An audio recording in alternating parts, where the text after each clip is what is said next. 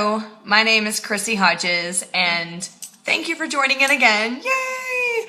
It's OCD Awareness Week, and each day as an OCD advocate, I'm going to do a very quick video about OCD and some of the challenges that we face, particularly the type of OCD that I have are intrusive taboo thoughts, also known as pure O.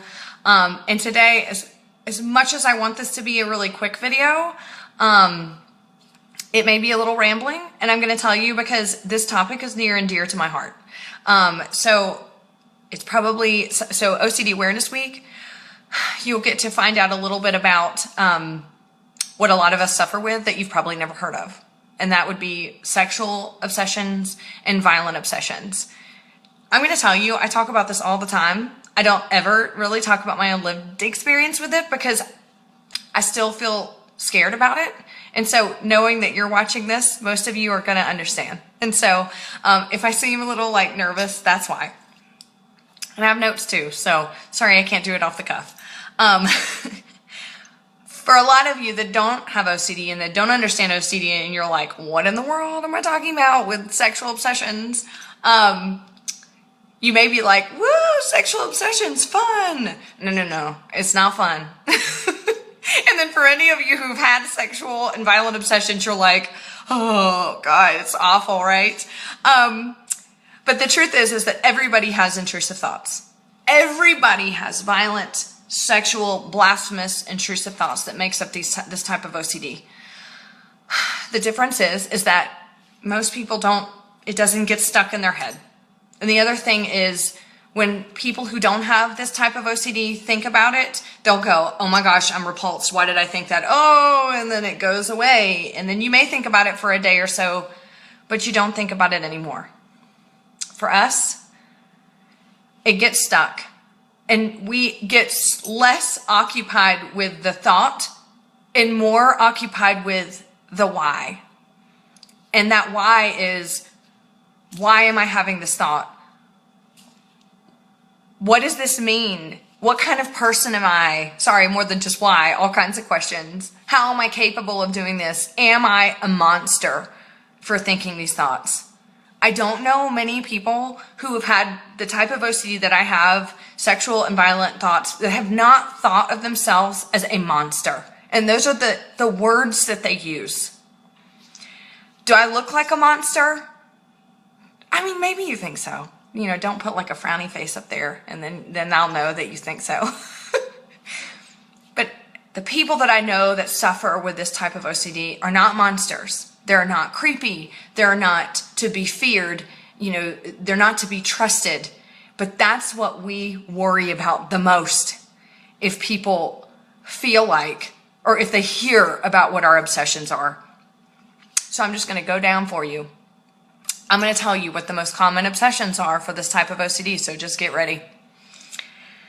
Violent obsessions are going to be fear of turning into a murderer, fear that you're going to rape or have raped someone, fear that you're going to harm an animal or child or somebody, and then, you know, it's endless from there.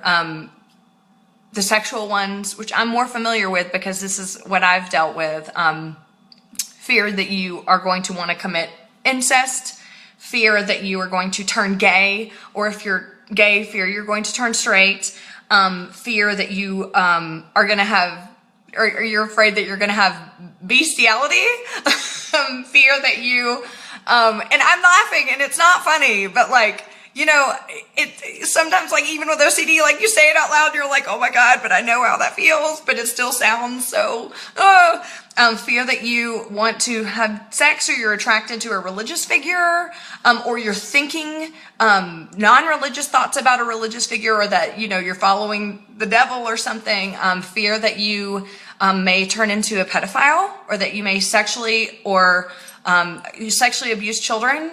And that also goes on the other side, fear you're going to commit child abuse. So as you can see, this is not fun. It's not desirable. And now you know why you haven't heard about it. People are terrified to say these obsessions out loud. So I'm just going to tell you, when I first found out there was a community of people that suffered with the same obsessions that I had that were sexual, I was elated. I cried. I yelled. I couldn't believe I wasn't the only alien monster walking on the planet that could think these horrendous thoughts. But again, I'm going to tell you, everybody has intrusive thoughts. We just have OCD. So those thoughts get stuck. And I'm going to tell you what also perpetuates that cycle. And this is prevalent for me, and I've heard it from other people, is this. People will have these thoughts for years and years, and they will fight for proof, and they'll fight for disproof. And y'all know what I'm talking about, meaning like anything can prove. You have the gay spike, and you're worried that you're going to turn gay for years and years and years. And then you're listening to the radio, and you're like, I like that song. And then they're like, the Indigo Girls released a new album, and you're like, oh my God, that must be because I'm gay. That's how it happens. So that would be like oh my God, is that proof? Things like that. And so even if you get to a point like years into it and you're like, I know I've proved that this obsession isn't real, that's when OCD will go, really? Because think about 10 years ago when you were still worried about that. It must be true. And that's the hook. And that's what keeps us stuck. What I want you to know is that there is treatment out there for this type of OCD. What I want you to know is that this type of OCD is absolutely, so many people have it. So if you think you're alone in whatever intrusive thought that you have, you are not. There are so many people out there that live with this type of OCD, and there is treatment available. I am living proof of that. It's very hard treatment, but it works. Exposure response prevention, cognitive behavioral therapy. It works, okay? Go to iocdf.org, find a therapist near you. So many people can live successfully with this type of OCD. Now, I'm going to talk about how to quickly, I know, look, I told you it was going to be long, I'm sorry. How do you tell people that you have this type of OCD? How do you tell people, I've had these horrible sexual and violent intrusive thoughts? We don't want to tell people, and we isolate because we're so scared of what people are going to think. We're so scared they're going to judge us, and this is the winner. We're so scared they're going to think there's some truth behind it. What I want to tell you is you can't control what anyone else thinks, okay? I mean, and that's not a good answer, and you're probably like, I want something better. I do too. But the truth is that you can't,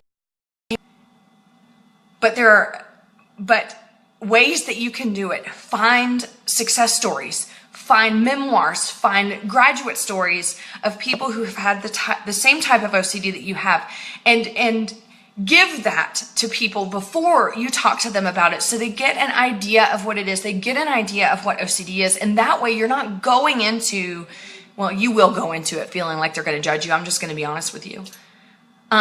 But that way you can go into it and you can say, I am that person. I feel this way, and explain it and answer questions. And they may be questions that you're like, why would they ask me this? And it may trigger you. Or, have them go to your therapist with you so they can get that viewpoint as well. Also, craft your story. If you really want to talk to people about it, craft the story. Talk about what it feels like to have the anxiety, give the details of what it's like, and help them be able to live in those shoes with you. I am going to tell you, so many people have these intrusive thoughts, and if you say it out loud, even though you're ashamed of it. I was just doing a presentation yesterday, and this girl was like, I have to tell you, I've had these kind of intrusive thoughts too. And of course I, talk to her afterwards or whatever, but it's a way for people to relate and say, oh my gosh, I actually had this, this thought a while back. And so that way they're able to say, oh, well, I've had this thought. And that's when you just say, imagine having that thought every single day for years and years and years and being afraid to go get help. Okay. People will get it, but it is scary. I know it is. And I still worry. And I've been speaking about this for 5 years, and I still worry when I tell people, that I had the homosexual OCD. I'm still worried that people are out there like, Yeah, that girl's just in the closet still. You know what I mean? But you have to trust. Just like ERP, you have to take the risk and live with the uncertainty. And finally, talk to other people that have your type of sexual or violent obsessions. Talk to them. Find out how they communicate with their loved ones. Find out how, what the challenges were for them, and gain the confidence from them to be able to move forward with your story.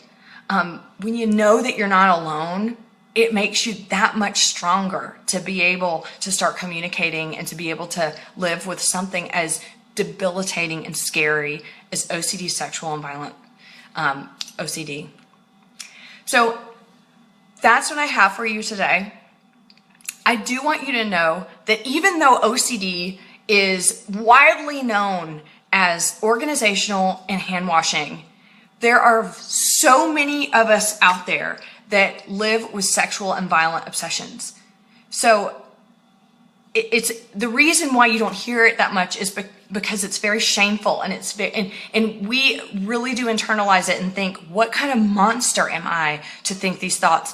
I'm going to tell you what kind of monster you are. You're just like everybody else, because everybody has these thoughts. You just have OCD. Feel free to message me or email me at ocd.chrissie@gmail.com. If you have questions, if you are looking for a therapist, go to iocdf.org. You'll be able to find a therapist in your area. Please seek help. There is nothing that the OCD therapists have not heard when it comes to sexual and violent obsessions. Help is available. Please reach out and get help. You do not have to do this alone. And thank you so much. And I will see you tomorrow with a different topic. Maybe one that's a little less stressful. Have a good night.